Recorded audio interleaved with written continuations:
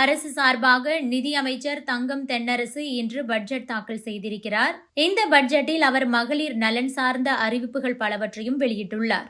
ஒன்று, விடியல் பயணம் காரணமாக பேருந்து பயணம் செய்யும் பெண்களின் சதவிகிதம் 60 வரை உயர்ந்திருக்கிறது.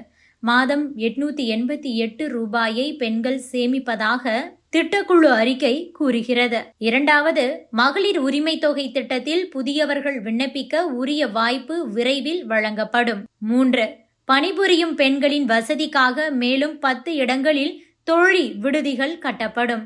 மாவட்டம் தோறும் இந்த வகை விடுதிகள் அமைக்கும் இலக்கை நோக்கி அரசு செல்கிறது. 4, மூன்றாம் பாலினத்தவரின் சமூக மேம்பாட்டை உறுதி செய்ய உயர்கல்வி செல்லும் 3ஆம் பாலினத்தவர்களுக்கு மாதம் 1000 ரூபாய் வழங்கப்படும். 5, ஊர்காவல் படையில் 3ஆம் பாலினத்தவர்களை இணைக்க நடவடிக்கை எடுக்கப்படும். மகளிர் உரிமை தொகை பெற்றிடாத மகளிருக்கு மீண்டும் உரிய வாய்ப்புகள் விரைவில் வழங்கப்படும். எல்லோருக்கும் பணம் கிடைக்கும் வகையில் திட்டம் விரிவாக்கம் செய்யப்படும். 6, புதுமை பெண் திட்டத்திற்கு 420 கோடி ரூபாய் ஒதுக்கீடு செய்யப்படும். 7, 77 கோடி ரூபாய் மதிப்பீட்டில் தமிழ்நாட்டில் 10 இடங்களில் புதிய தோழி விடுதிகள் அமைக்கப்படும். 8, 10,000 சுய உதவிக்குழுக்கள் வழியாக 37,000 கோடி கடனுதவி வழங்கப்படும். பெண்களுக்கு தமிழ்நாடு பட்ஜெட்டில் சூப்பர் செய்தியை வழங்கியுள்ளார் நிதியமைச்சர் தங்கம் தென்னரசு. இதுவரை கலைஞர் மகளிர் உரிமை தொகை பெறாத பெண்கள் புதியதாக விண்ணப்பிக்கலாம். இதற்கான அறிவிப்பு விரைவில் வெளியிடப்படும் என அறிவித்திருக்கிறார். அடுத்த ஆண்டு தமிழ்நாட்டில் சட்டசபை தேர்தல் வருகிறது. தேர்தலுக்கு முன்பு இடைக்கால பட்ஜெட்டை தான் இந்த அரசு தாக்கல் செய்ய முடியும்.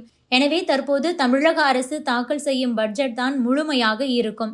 அதனால் இந்த பட்ஜெட் மிகுந்த முக்கியத்துவம் பெறுகிறது. இந்த பட்ஜெட்டில் மக்களை கவரும் வகையில் பல்வேறு புதிய திட்டங்களும் இடம்பெற்று வருகின்றன. பெண்களின் முன்னேற்றத்திற்காக பல்வேறு நலத்திட்டங்களை முதல்வர் ஸ்டாலின் தலைமையிலான அரசு தீட்டி வருகிறது. அந்த வகையில் ஏற்கனவே உள்ள திட்டங்களில் முக்கியமான திட்டமான மகளிர் உரிமை தொகை இந்த பட்ஜெட் மூலம் அதிகரிக்கப்படுமா? உரிமை தொகை பெறுவோரின் எண்ணிக்கை உயர்த்தப்படுமா? இலவசமாக பெண்கள் பயணிக்கும் பேருந்துகளின் எண்ணிக்கை அதிகரிக்கப்படுமா என்ற எதிர்பார்ப்புகள் பெண்கள் மத்தியில் எழுந்தது. இந்த நிலையில்தான் ஒரு அறிவிப்பு வெளியாகி இருக்கிறது. இதுவரை கலைஞர் மகளிர் உரிமை தொகை பெறாத பெண்கள் புதியதாக விண்ணப்பிக்கலாம். மகளிர் உரிமை தொகை திட்டத்தில் புதியவர்கள் விண்ணப்பிக்க வாய்ப்பு வழங்கப்படும். இதற்கான அறிவிப்பு விரைவில் வெளியிடப்படும் என அறிவிப்பு வெளியாகி உள்ளது.